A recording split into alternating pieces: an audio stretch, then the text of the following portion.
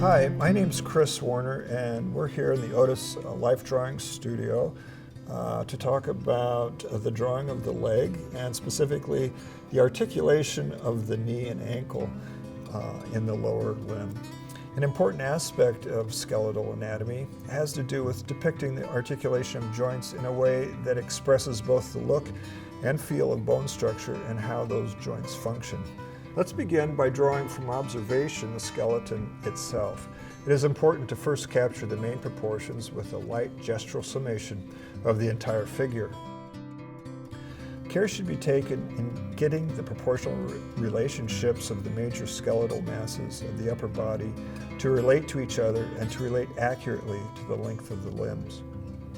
Once the length of the limbs are established, the joint of the knees can be located and summarized with a simple containment form located halfway between the great trochanter of the femur and the base of the foot. Here I'll use a sphere about the same width as the neck, or as large as a grapefruit or softball, for instance. Remember that at our knees, ankles, elbows, and wrists, the bones come to the surface, and there is little in the way of soft body tissue. Block the containment form by examining which way the foot is pointed and make sure the knee is pointed in the same direction. Now I am dividing that block in half. The upper half will depict the condyles of the femur, and they will rest above and upon the tibial plateau. A three-dimensional badge-like form depicting the patella or kneecap is then placed transparently on the front of the joint seam. I will immediately connect it to the tuberosity of the tibia, this bump on the front top of our shins, with the patellar ligament. As I sketch the length of the tibia, note the gentle curve to the inside ankle as the bone descends to the foot. This is again bone that occurs at the very surface of the front of this limb, and so I'm deepening the value with several light layers of long fluid marks. Now construct the saddle joint of the ankle. Note that the inner ankle is higher than the outer ankle bone, and they are connected with an arc that resembles a saddle shape. The foot itself can be initially drawn as a three-dimensional wedge form, perhaps resembling a doorstop.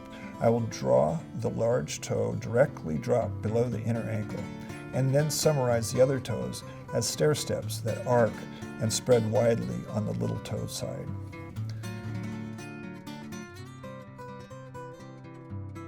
Now let's examine the side view and study the joint in articulation.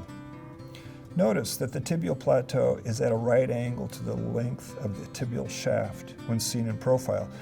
Notice also that the limb is essentially straight as it descends from the knee, unlike the gentle curve we observed when viewing it from the front. As the joint flexes, the large condyles of the femur roll back on the tibial plateau. However, the patella or kneecap, due to the ligament securing its attachment to the tuberosity of the tibia, does not significantly change its position.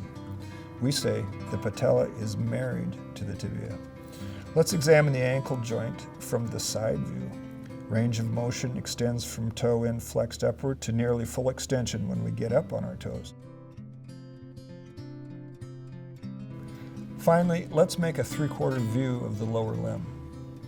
By the way, we haven't mentioned the smaller bone or fibula that lives in the outside or lateral aspect of the lower limb.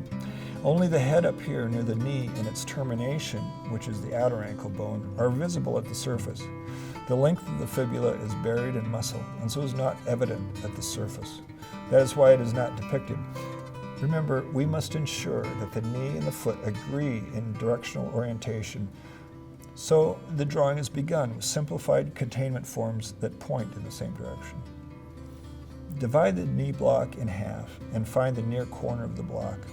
Draw lightly in a transparent structural way that emphasizes mechanical function rather than the irregular organic surface of the actual bones. Tibial plateau is sketched in 3D. Now the big simplified version of the femur above and resting upon the tibia is roughed in. When drawing the three-quarter view of the patella, I'm careful to tip it forward as I connect it to the tuberosity of the tibia. The front surface of the upright standing knee is usually in shadow owing to this pitched forward aspect. The shin bone at the surface appears to curve into the inner ankle only very slightly as it approaches the ankle when viewed from this angle. Now sketch the foot to agree with the knee's direction, working again in a light, transparent, structural manner. Getting the size, shape, and position of the foot is much more important than depicting details of the individual toes. Transparent depiction of the ankle saddle joint lends the drawing anatomical credibility and expresses the implied function of the joint as well.